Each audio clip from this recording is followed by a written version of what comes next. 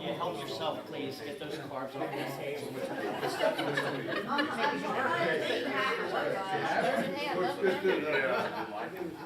never heard of that. Yeah, not even at my home. It's crazy because I always put it on the side. Just a little sugar. Yeah, is that why? Because you're like easier. Yeah, I think that's acquired as Yeah. well, the taste of. You want a bagel? Yeah. It's just easy. But it's funny, I think like, I will. my dad for years, would go home, and Why like, should I? yeah, you want a cup of coffee? Yeah, good for you. Your coffee. Now, I went back home, Dad, give me a cup of coffee, looked at me like, what the hell? You drink tea? Oh, yeah. Check out this house. This is a house I want to freaking sell. It's a church. But it's so freaking cool. This is the coolest cool. It's been on the market for 1,000 days, I'm sure that's. Is that It's Dolestown? Upper Black Abbey. Upper Black Abbey. Is that flood? There used to be one in Dolestown. that was Hold like- on, go inside is there. cool. There's the inside. That's cool. They kept the murals up on the roof. Yeah. What's that listed for? Well, like 450. That's not bad. Yeah, it's for 550. Is it a flood zone? Why are you so negative? Because it's Upper Black We Abbey. don't care about flood zones, all right? Flood zones are for, That could be why it's not selling now, because it's flood insurance. yeah, I'll check it out. Check it There used to be an out. old That's really church in cool. Dolestown that was on the market for a long time, right across from the high school. Yeah, that's- That is adorable. That is beautiful. It is, it's just the way to go. I'm so hoping that they want to see this house. I'm John Fleig, by the way, so you're, You I'm wanna from move there? Centennial Lending. Hi, how are you? I'm John Fleig. I know everybody else here, so.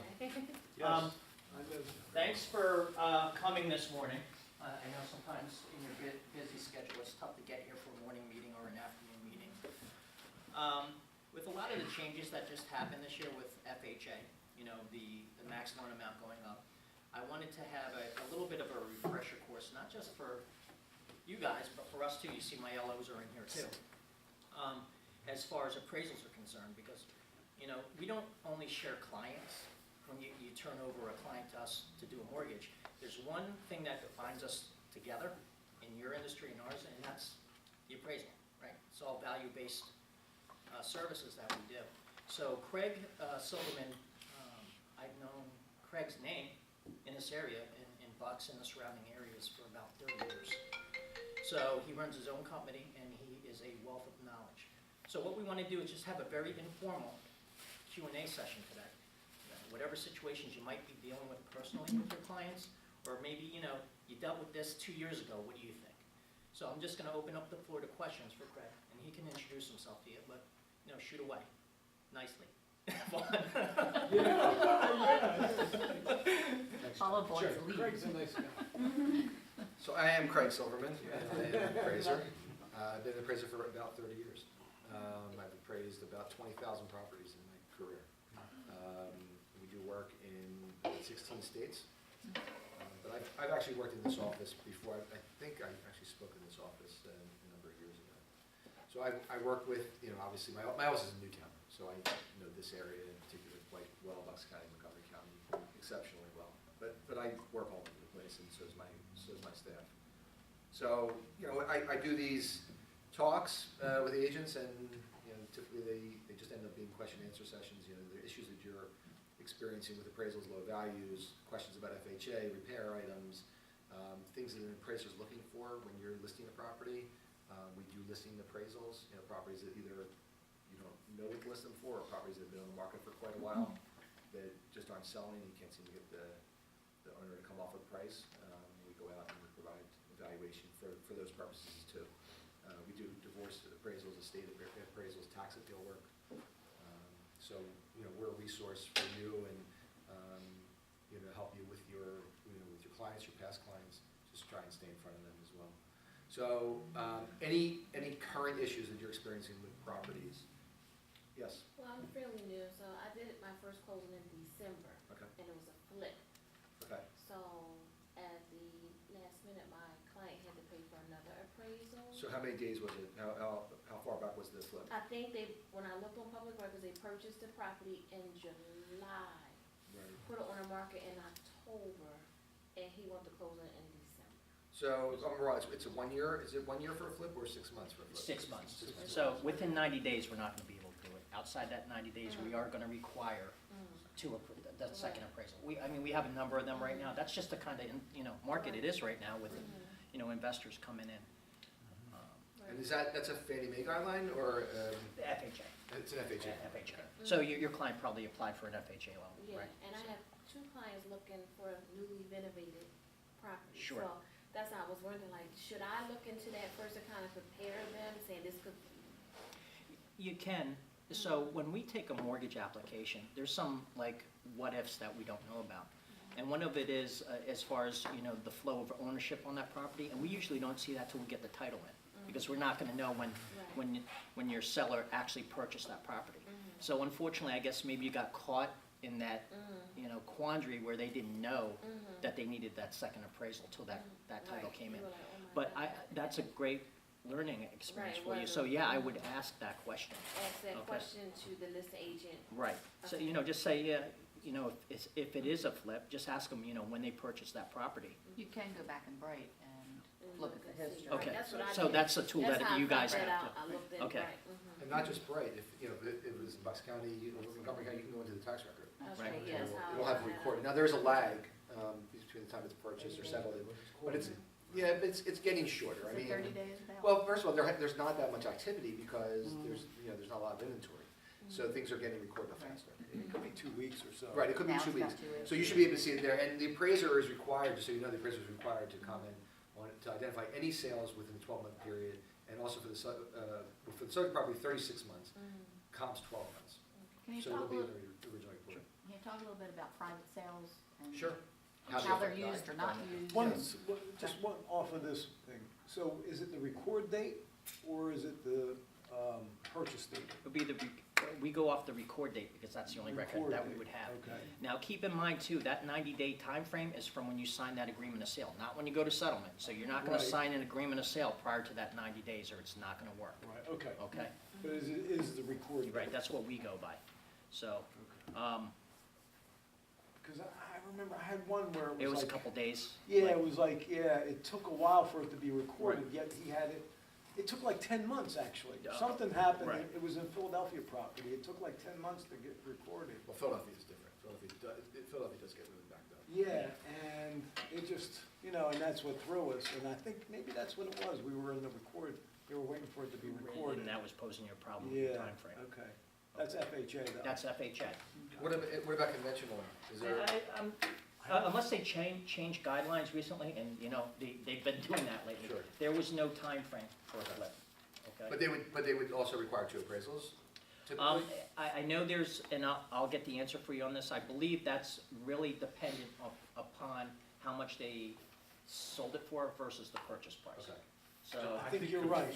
right, I think conventional, I think it is 90 day Is also. it still? I think. well, you know, let us I think check it's on that for you. 100%, right? If It's over right, 100%. it's gonna require 2 appraisals. Yeah, I think it's Anything over $1 million is going to require 2 appraisals, any jumbo is going to require 2 appraisals typically. Right. Right.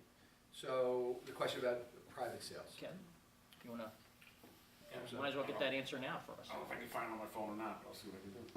So, So I think there's some question about, if a private sale hasn't been recorded yet, but you know about that private sale, then we always request, look, if you have that information provided to the appraiser. Because, while we're using the information that's available to us, sometimes we don't know about those things that are private sales that have yet to be recorded. You might have information maybe sold, maybe you didn't sell it or list it, maybe it's out of your office, and you have information on that. So we want that information. We're gonna be able to see whether it's a market sale based on what the rest of the sales comps are going for, if it's within that range. We do have situations where a private sale sells for significantly higher than what the typical property would sell for. And the issue that I have, it's not exposed to the market. So we don't know if there was something going on with that sale that maybe they knew each other.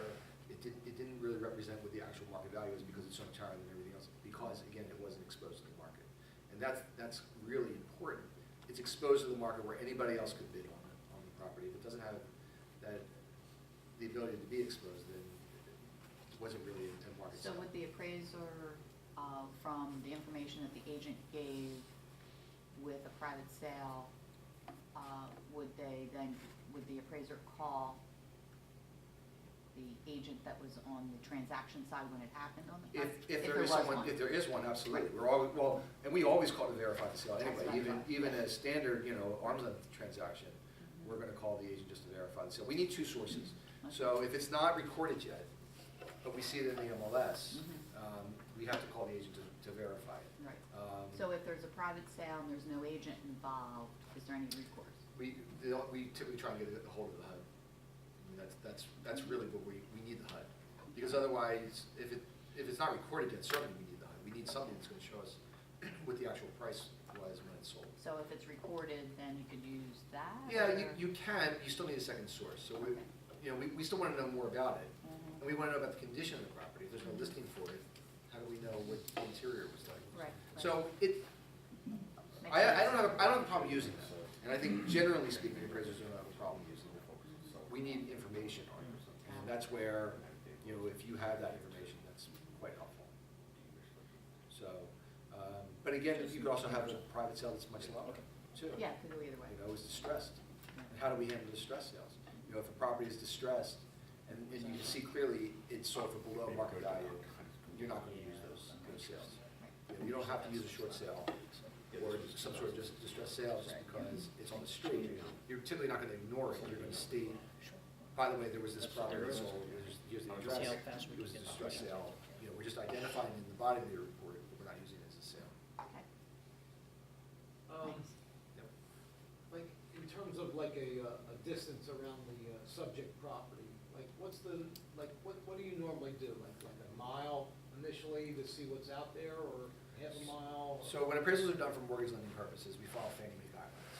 Okay, Fannie Mae guidelines, and I have to, I can't say enough, that they're guidelines, okay? They are not the law.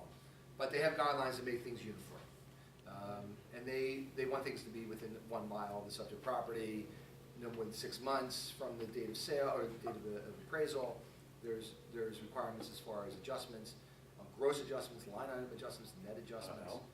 Again, these are guidelines that we follow. If you're doing something in Central City, Philadelphia, you're never gonna go a mile. No, right, yeah. You're gonna go a couple blocks. I mean, like out this way. But like that property there, the one of the church, I could go 10 miles, right? Because I'm trying to put myself in the mindset of the buyer. Who's the buyer of that property? It's a unique property. What are they looking for? Locationally, architecturally, what are they looking for? I'm trying to find properties that are similar to that, not just properties that sold within a mile of the property that are no similarity. It wouldn't be attractive to the same buyer. So those are guidelines. And one of the questions I often get with regards to those guidelines are basement area. Basement area being included as living space. So these Fannie Mae guidelines state that any room below grade cannot be included as living space, regardless of how it's finished, regardless of whether it's a walkout. It's below grade. It may be above grade in the back or at grade in the back, but it's still basement. And that's to make things uniform, whether I'm in Pennsylvania or I'm in California or Texas, we're appraising them exactly the same. And you all under grade. Yeah, I mean, so the easiest example is you pull up to a property, it's a 2-story colonial. You're on the driveway, it's a 2-story house. You go around the side, there's a basement. But at grade level in the front, it's 2 stories. Yeah. And what's typical, those homes have basements, so that's a basement. Some are walkout, some are not walkout, but it's still a basement. So when you're calculating your square footage, or even trying to calculate the price per square foot, which I don't recommend you do that, keep in mind you don't include the basement. Well, I say that you shouldn't rely on the price per square foot, because on a fee simple house, it has no relevance. A condominium, it does. The condominium, you only own the interior 4 walls. So price per square foot is very important. That's all you own for the 4 walls. But in a fee simple home, there's land differences, garage differences, finishes, bathroom differences. You shouldn't use a price per square foot to set value. Once I was told that land's about 22% of the appraisal. Depends. If you're down the shore, it's What's your 90%. opinion? There you go. Right? Okay. So look at the assessments of properties down the shore. So if we're like in this area, then. Right. It Is that depends, a good guideline? in Philadelphia, in Center City, Philadelphia, they assess it at about 30%, but truthfully, it's more than that. It really is more than that. But I mean, down the shore, it's really pronounced because you have beachfront properties that are purchased for millions of dollars that are torn down. Right. Well, the house had no value. It was all about land. So in So the bucks- generally speaking, it's about 25 to 30%, generally speaking. Yeah, and as an agent, as a listing agent, that's important because a lot of times the seller that I'm interviewing with thinks it's, worth the most. It's worth 70% or something in the Bucks County, Montgomery County area. Right. They think their land's worth more, but it's not. So. Because they have a large parcel. Yeah, usually. Well, so when you have a large parcel, the question is, what can you do with that land? What's the minimum lot size to make it a buildable lot? You could have surplus land, so it's land not needed to get full enjoyment of the property is a definition. But you can't do anything else with the property. It's only a single building lot. So you have a 3-acre parcel versus a 1-acre parcel, but it's a 3-acre minimum building lot. The 1 acre was illegal non-conforming use. So it's grandfathered in. But you still, the difference between that 3 and 1 acre, there's no difference as far as what you can do with it. You can't subdivide it, you can't build on it. It's still a single building lot. So what value does that land have? It has minimal value. Okay. With the land. Yeah, the minimum zoning, so that way then if you have 5 acres and it's a house per 2 acres, well realistically, there's an acre that's, I hate to use the word useless, but. But it's surplus. Yeah. The definition is surplus land. It's land not needed to get full enjoyment of the property. It's excess, so how much is someone gonna pay for that? Well, they'll have a little more privacy, so maybe they'll pay a little bit more, maybe it's more marketable because it is more land. But from the true value is what you could do with it. Can I subdivide it? Can I build on it? Upper Mayfield has a 3-acre minimum lot size, right? So you have a 5-acre parcel, that 5 acres is worth the same as a 3-acre parcel. Truthfully, you can't do anything else with it. Unless you get a variance. So, are you finding issues from sellers who have maybe not realistic opinions of what the values should be, the list prices should be? Well, you get that a lot. So how do you handle this 90% of the situation? time, maybe? Sometimes you get it the other way, I don't know. I just had one recently where he was way undervalued, but we ended up getting like over 25 offers on the project. So it was price, it was price competitive. We priced it well, like below my recommendation. I was wanted like the minimum like $299. He initially wanted like $275. So you ended up selling it for more than $299? I sold it for like $330. So that's interesting. So you basically Created like created an a bid. auction effect. Yeah, it was nuts. I couldn't wait for it to get under contract. No, really, I couldn't Right. keep up with it. Like my phone That's kept amazing. blowing up. Where was Oh, it? Where Ben was it? Salem. Oh. Ben Salem, yeah. Well, when you have a lack of inventory, anything of Yeah. quality that goes on the market, Yeah. when there's a lack of It was inventory. nice. It was a beautiful home. Right. But What was it competing with? Were there there other- wasn't, no, there's not much out Right. there. And you know what threw him off though? And he was looking on this estimate, Yeah, Oh, God. right? It's a dirty So, word. yeah, right. So he's looking at this estimate. I had a presentation ready for like 310 to 320 in terms of value. Right. And he's like, well, I looked on his estimate and it's like 260. He goes, I'm thinking 250. I want a quick sale. And I'm like, I'm like 250? 299. Yeah, I'll I'm take it like, right now. yeah, no, 299. I think we'll have a really quick sale. Right. I'm thinking like maybe 315 or something. Well, it's usually the other way around. They It get- is. They get the And I was- appraisal and I they're was like, well, trying to talk him up. Right, And so he's it's- talking me down, so it was, and he won. He got it at like 286.9. We went on, and then, went on the contract in like 2 days. And we appraised fine, Right. for that 330 number. but- well, that's also the concern. If it sells that much higher, that there's no comps. And in a market like this where there's not a lot of inventory, Yeah. not a lot of activity, what are we using as comps? So how does that market, how do the comps catch up to the market, in your opinion? There's a lot of cash transactions. We do find a fair number of cash transactions, Yeah. unfortunately. So, that, you have a That private, would help. yeah, well, it does. Or a property under appraises, but they still want the property, so they come up with a difference, and it gets recorded at that price. The appraisal isn't for public consumption. It's whatever the reporting price You is. say cash helps or hurts? It can help. Yeah, cash transactions can help.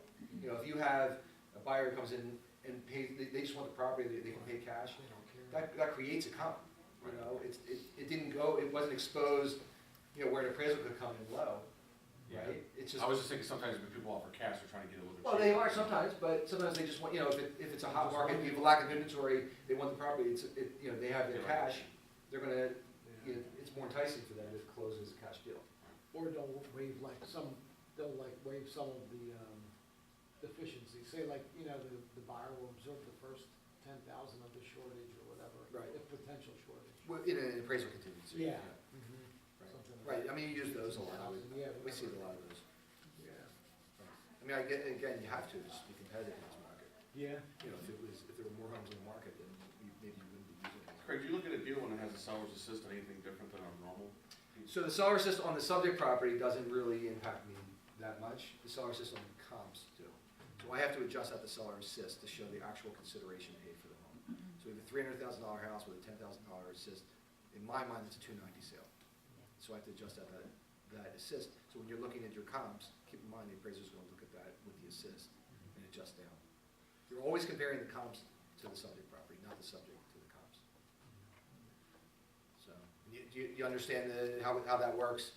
If a comp is superior, it has more bathrooms as a finished basement, we're going to make a negative adjustment to that comparable to make it even to the subject property, and vice versa. If the subject property has a finished basement and additional bathroom, we're going to adjust up on that comp to make it similar. Okay. I've only had 2 appraisals that we ended up appealing. Okay. And, so can you talk a little bit about? The appeal process? Yeah, one of them, I got some help at the time because I was newer then, and one of the agents said, and looked at it and said, "Oh, you're not, it's a rancher and your subject is a colonial, or it was Victorian, subject. So we kind of went back on style. Which side of the transaction? I was on both on that one. So, you know what, I wanted to touch Go on ahead. that. So Ah. why don't I'm gonna pass it up to Craig after I talk about your lending end, okay? Because if you're in this business for any length of time, you're gonna deal with one of those situations where either side of the transaction, you're gonna be dealing with an under appraisal. And depending on your mortgage lender, there's specific guidelines that we have to go by, because really, we're not supposed to have, we should not have, or any mortgage lender have, any undue influence on that appraisal, or that appraiser, okay? So when we have an under appraisal come in, the loan officer or manager will take a look at that appraisal and see, is it on par, or, could it be a little bit low? Then we'll contact our client, which would be you as realtors, and specifically, I'm sure you receive these calls, I need some help. If you can look in the area and provide us some comps on that property to justify the value. We'll take those comps and we'll review those comps, and then we'll do a work write-up and say, these are the points that we think that we're, might be missing on that appraisal, and then we'll ship it out to either the AMC or the appraiser, who will take a look at it. And then from that point, once you get it from us. So the reason I asked the question about which side of the transaction is on, because the selling, or the listing agent rather, really has no recourse on their own. The appraisal isn't made for them. It's not made for the seller, it's not made for you as a listing agent. The appraisal is completed for my client, Centennial, okay? As an extension of them, that client, the borrower can rely on the appraisal as well. So if the buyer's agent has an issue with it, they can start that process that John described. The comparables need to be similar in style, location. They have to be getting back to putting yourself in the mindset of the buyer. The buyer of this property would also be willing to look at this property over here and this property over here. They would consider those. They would not look, if they have Victorian, they're not going to look at a ranch, or vice versa. Okay? It may support the sales price on face at the price, but it's not the same. It's not the same property. It's not the same buyer. So keep that in mind. The appraiser doesn't want to kill the deal. They don't want to come in love. That's not what we want to do. Those calls that we make, it's not what I want to do. And I've been doing this a long, long time. But sometimes, there's no option. Especially in a market again where you have a lack of inventory, and you have a buyer who's frustrated. They've lost out on some properties. This property comes out. They really want this one. They're willing to overpay for it, but we just can't support it. The purpose of the appraisal is to value the collateral that's being used to secure the loan. So, and keep in mind, it goes to Centennial, but then they're selling that loan. Fannie Mae buy that loan. you know, the risk to them is that Fannie forces them to buy back that loan because, I don't like that. right. So I have to protect my client as well. But, you know, it's not an exact science, and I tell people that all the time. I mean, there is a range of value, although we are asked to put a single value on an appraisal. It is a range of value, but we need to be able to support that with comparable data. And the way that I go about it is, when I put a value on there, if in a worst case scenario, I get called into court to support that value, can I support that value based on the data that I have? If I can't, I won't. If I can, I will. It's as black and white as that for me. You know, I have to be able to support it. You know, I have a license, as you have a license, as they have a license. So, you know, it's all, you know, we want to help each other out, you know. Do you find that appraisers don't want to talk to you? Do you get that? Where, you know, maybe you provide comps and they say, I don't want the comps, or, you know. I've had it both ways. You have, okay. Yeah, Right. yeah. So I'm done, that's it, I'm not talking to you, and then others are like, well, let me look at it again. Right. Yeah. So when I get a call from an agent, the first thing, when there's a valuation, the first thing I ask is, who do you represent? Mhm. If they say I represent the seller, I say I can't talk to you. Mhm. Nicely, but I can't talk to you. I mean, I have fiduciary responsibility, I'm not allowed to ethically. If you're speaking on behalf of the buyer, then we'll have a conversation and we'll talk about the comps, and there's nothing that says you and I cannot have this conversation. I can't have a conversation about value with a loan consultant. I can't talk to them about value. You know, we're both restricted from doing that. Actually, they're restricted from it. I'm not restricted from it. Years ago, there was something called the Home Valuation Code of Conduct, which came out after the crash. That's been sunsetted into part of the Dodd-Frank bill. But the rule that was put in place limited anybody who made their money off of a loan closing could not have a conversation with an appraiser. So an appraisal desk, someone who orders the appraisal, who basically is the processor or is in charge of giving out, receiving that appraisal, processing that appraisal, they can. I can't speak with the loan officer about it. But the rule was put in place not for me, it was put in place for them, actually. It had nothing to do with the realtor or the appraiser. So we can talk about value all day long. There's no violation there. I just can't talk to them about it. But if you call me or an appraiser, or more importantly, if an appraiser says I can't speak with you about a value issue, it's not true. You can have a conversation with the appraiser about it. They just choose not to have a conversation, which I understand, but it's not really right. On contesting the appraisal, it's been my experience is that whenever I contest it, it comes out back to you guys. Right. And you actually have to admit that you're wrong. I don't know. I know you don't. I know some appraisers do. Physically. No, that's a good point. I mean, some Yeah. appraisers don't want to admit that they're wrong. Personally, I don't understand that. I mean, we're not, you know, I'm not infallible. I mean, if I make a mistake, I made a mistake. If you have information for me that I wasn't aware of, or that I missed, okay, tell me about it. I'm happy to make that change. You know, again, I want to do the right thing. I want to, you know, by my client. You know, if I made a mistake and because of my mistake, they're not going to do a loan, and you can show me that I'm wrong, then by all means, I have no problem with that. But I am aware that there are appraisers who don't want to do that. I have a shortage now, and it was like 10,000 short on like a $495,000 purchase, but we knew we were pushing, like I had the buyer, and we knew we were pushing the price. You know, we went in lower, and then, you know, seller didn't want to come down that much, so we went up. And I said, you know, we're gonna have a hard time with this thing, you know, and sure enough, we came in short. I mean, the one comp that he used was the best one. I mean, for value purposes, was the best one, but it was like 6 miles away from the house. I was in Lower Same township? South, It's too and far. he went to Highland Gate in I Langford. know what you're talking about, yeah. I'm It's not the sorry. same. Yeah. Right, and so he was trying, and then the listing agent's like, oh, well, I use this one. Well, Highland Gates is in Middletown Township. Huh? Highland Gates in You don't Middletown. know. It was the same school district. I guess that's how he made it okay, you know, but I don't know. you Yeah, know, I would never do that. They were fishing for a value. They were. The risk He was is, trying. right, the risk, I mean- he's trying, but the risk is to his lender. Yeah. That it's gonna get reviewed. I mean, when an appraisal's submitted, it goes through Yeah. an underwriting process, what an it automated underwriting process, and they're gonna score it. They're gonna score it 1 to 5. Fannie's gonna score, if it goes through Fannie, they're gonna score it 1 to 5. And anything above 3.5, I believe, is If not. it gets red flagged, then It's a red flag, right, and if it's above 4, it's not a sellable loan, right? I mean, they can't, it gets 4. yeah. But yeah, if it gets red flagged, it's gonna get reviewed. Right. And that's an automated system, there's no interpretation here, so. Right. Yeah, I've used this lender only a couple times. It's like, what the hell, I can't even remember the name, but it's like for teachers. You know, like that union one? Philadelphia Federal Credit? No, let me First, see here. Hold on a minute. But it was crazy. I was like, wow, 6.5 miles almost. Yeah, that's, an appraiser's just fishing. Yeah, he was. You would never go out of the, in that case, because there's such high density in Lower Southampton, you would never need to go outside. Ameriserve. Ameriserve. She's out of Johnstown, Oh, really? Pennsylvania. Wow. Yeah. I mean, she's a good loan officer, but just because, She wanted to work for Centennial? yeah.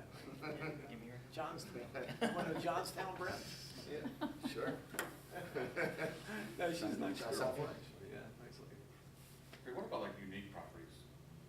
You know, as far as. So, unique properties, getting to these, talking about the Fannie Mae guidelines, that's where you would exceed those typical guidelines in your search for comparable sales. Farmhouses on large parcels, and you're gonna expand your market to find properties. It's a very specific buyer. Someone who wants a farmhouse on land is only looking for a farmhouse on land. So, and those things don't trade that often. So my search is gonna be wider when I'm looking for those properties. How about what, commercial properties? You Well, I don't do commercial. I have a brother who does commercial. We don't work together, but we okay. refer to one another. Mark does those? No, that's my older brother, my younger brother, Michael. Oh, you're all in these things? Oh, yeah. So my dad started the business many years ago, and then I went out on my own about 20 years Okay. ago. All right. So Mark does residential like I do. He has his company, and then my younger brother Michael does he does like Citizens Bank Park or True Liberty. Like he does He does massive, those big- massive stuff. Yeah, That's yeah, great. That's cool. yeah. It's very cool. Yeah, he must travel a lot with that. No, I mean, he has an office, he has people who do work other places, but he does, in and around the area. But, their specialty is, these really massive projects that, could take, a couple months to do, and, the fees are, ridiculous. Those things, yeah. Whole family's in the industry, huh? Yeah, I mean, that's how, I was raised on it. I mean, that's kind of all we do. We all, knock wood, we all have, very So successful we have a businesses. training room going on So- right now. The problem with that, like, I grew up in the mortgage industry, my dad was, my mom was, my brother, my sisters are, we're all in the mortgage industry. What I always say is, when one of us has money, we all do, but when one of us is broke, we're all broke. You gotta diversify, Right, you guys, get into right? another industry. That's good.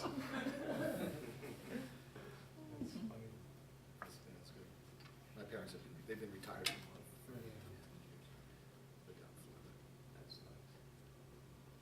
You guys have any specific, like, personal instances that you want to talk about? That you might have dealt with recently? I mean, I haven't had many shortages recently. I just Okay. had that one just the other day, but, most of the time we'll like meet in the middle or something Okay. like that, I mean, that's I always know there's an issue handful. when an agent, I love having agents meet me at properties, but when they are insistent on meeting me, they have lots of comps, and they're pointing out, really ridiculous things that have no impact on value, I know there's going to be an issue. Right, There's right, gonna be- right. Do you normally call and say, hey, I'm having a Yeah, problem? always. If we don't just submit the report. Yeah. And I'm not saying that everybody does it that way, it's just been our practice within my office. That's nice. That everybody, if there's an issue, we'll call you ahead of time and say, That's look, the. we're having a really problem, before I send this thing in. Yeah, that's a good. And we'll let the lender know too, we'll say, look, we need another day or so, we're having some issues with this, we just need a little more time to work on this. Well, we have some newer agents in here, so, when you're submitting deals, maybe an FHA deal, you might get pushback from a listing agent, say, oh, I can't take an FHA deal, this has to be a conventional deal. Right. Can you talk about maybe some of the differences that you look at when you're appraising a loan, Fannie versus an FHA? So the valuation aspect of it is no different. The way that you develop your opinion of value is exactly the same. The comp selection is the same. The inspection is primarily the same, except for specific repair items that FHA requires. And it's much easier than it used to be. I mean, years ago, there were so many things they called for that just didn't make sense. None of them would make a lot of sense even today. But painting, you've probably heard any home built prior to 1978. Even if if there's any chipping paint has to be scraped and painted. That rule was changed to now any home. If there's any chipping paint, it has to be scraped regardless of whether it was built prior or after 1978. Pressure release valve and extension hoses on hot water heaters. This is the dumbest requirement. But if you look at a hot water heater, it has like a pressure release valve typically on the top with a curve and then a white plastic tube. Hello? It has to be this 6 tube, inches off the 6 ground. inches from the ground. Yeah, can you remember I was talking about that? The reason is that the pressure release valve is so that it doesn't explode, and if someone's looking over it, it doesn't explode in their face. Yeah. When that would ever happen, Yeah. why you would be hovering over this hot water heater, Yeah, we the have- exact moment that it exploded in your face, It only has to happen once. It only has to It happen must have happened once. Once. It must have happened once. Then it's a rule. And there was a lawsuit on it. So roofs, from the ground you see deterioration in the shingle, curling shingles on the ground, or if you're inside the house and up on the top floor, you can see some active or water damage in the ceiling, whether it's active or not. We don't know. We're not roofers. We'll call for a roof certification to make sure that there's no issue with the roof. I just had one recently, actually, on the listing of mine in Port Richmond. So like the downstairs basement steps, going down from the first floor living space, there's no handrail Right. on the outside. Right. There was a handrail on the On the wall. inside, on the wall, but there's nothing on the outside, so it was like an open Yeah. staircase. So that's a liability. But it was conventional.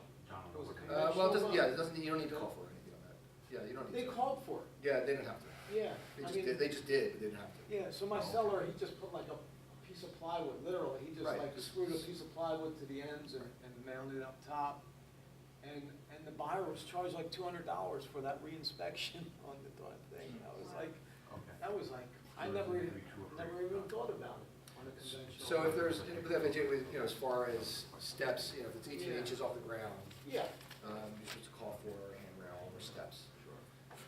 Excuse me. Or if you have a door, sometimes on the second floor, there's a door to nowhere. Basically, you have to put a gate across that to secure it, so Yeah. no one can get out there. The issues are liability. Yeah. They're liability issues. That's really what it's about. That's within 90 days. But as far as evaluation After goes, 90 days, they're all, that doesn't. there's really no difference. I mean, there are, Okay. as far as repairs, again, trip hazards, if you have concrete that's, uneven, and it creates a trip hazard, or in the driveway, it's broken up, we'll call for things like that. Again, liability issues. Maybe, All safety issues, so Yeah. things have changed with FHA loans. That was the point I wanted to Great. make, is Thank you so a much. lot of times the repairs that FHA is gonna require is gonna mimic what you get back in the home inspection anyway. Right? So, and usually you want those repairs done if there's safety issues. So it's very rare that a listing agent can't take an FHA deal, is what the point I wanted to make. Okay, so, Right, at one time, it was, People- yeah. people didn't want FHA, they would steer them away from an FHA buyer, but there's really no reason to. John, Yes. About the decks, I did show a client a property the other day, and she thought it was mold on the deck, but it was moss in the pipe. Okay, But those were old decks right. with the cracks in it. Do they make them? Well, if it's not secure, if there's something going on there where it Um, doesn't look like it's secure, or, it's rotted, we'll have to call for that. Okay. Again, safety liability. Kevin's been working very hard to get that flipping rule answer. Yeah, for so you. on a Fannie, if it's less than 90 days, you can do it, but they'll request an AMV. Okay, And if there's a 100% increase, right. then they'll require a second appraisal. So, After yep. 90 days, Right It's what you really- said, Vaughn, so. it's really up to underwriter discretion. They gotta look at the appraisal and see if they agree with the appraisal, so. Okay. Hello? So, trying to think if there's any other issues. I mean, we're not having too many issues lately with appraisals. I mean, maybe, 1 out of 30, there might be a value issue. I mean, really, doesn't seem to be too many, for the most part. I think part of it is, because there's a lack of inventory, there is demand, and that has to factor into the appraisal as well. Market conditions that are going on at the time. And the prices are going to be, typically will represent the highest prices in neighborhoods, just because of a lack of inventory. That's a market factor, and that should be considered in the appraisal. We do. So that helps the. Yeah, sure. appraiser. We rely on pending sales. You probably get calls from appraisers asking about a property that's under contract. I sent a text, my phone's going off, and maybe somebody that I texted this morning, that we're working on a property, actually for a divorce case, and we needed to verify what the contract price was. Because the other, I was reviewing another appraisal, they didn't include that. They just had the list price. So that's, I mean, that's really important. If we can use a property that's under contract, property that's under contract to me has more value than a property that's sold 9 months ago. That's a more current sale, even if it hasn't closed yet, it's still of value. The market, back '08 through '11, Right. and then trying to get out of that, coming forward from '11 to Right, now. so you had stagnation and you had decline in values It was, after the it crash, was, right? it was tough. Yeah. It was really tough, so it feels better now that, Oh, without a doubt. yeah. It's a that, much stronger market. Yeah. And rates have dropped, you know, rates make things more affordable. So rates are still really good. I mean, they're lower than they were, 6 months ago. They are, they are. Craig, I apologize if you answered this question was on the phone, but like, sometimes like on a conventional loan, the house is being sort of under some work and one bathroom's working, one's not, or Right. there's not an oven, or there's not a refrigerator. What are some of the rules as far as what has to be in unconventional? I know you talked about it. So it has to have a working kitchen. You have to have a functional kitchen, it has to be a functional bathroom. If there's 2 bathrooms and one of them doesn't work, that's okay, but I can't give value to the other bathroom. And a working kitchen, does that include a refrigerator or? No, personal, Okay. that's personal property, range Range, house. okay. Yeah, so cooking facility. Yeah. Yeah, washers and dryers and refrigerators, those are personal items. We don't, unless it's a Sub-Zero, something built in, we don't count the refrigerator.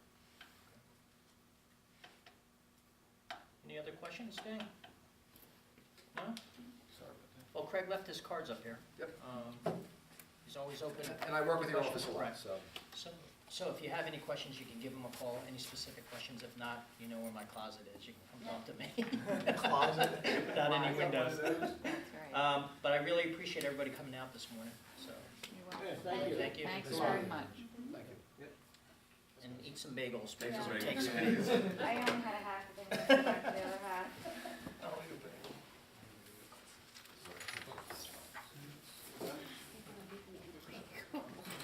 I'm busy.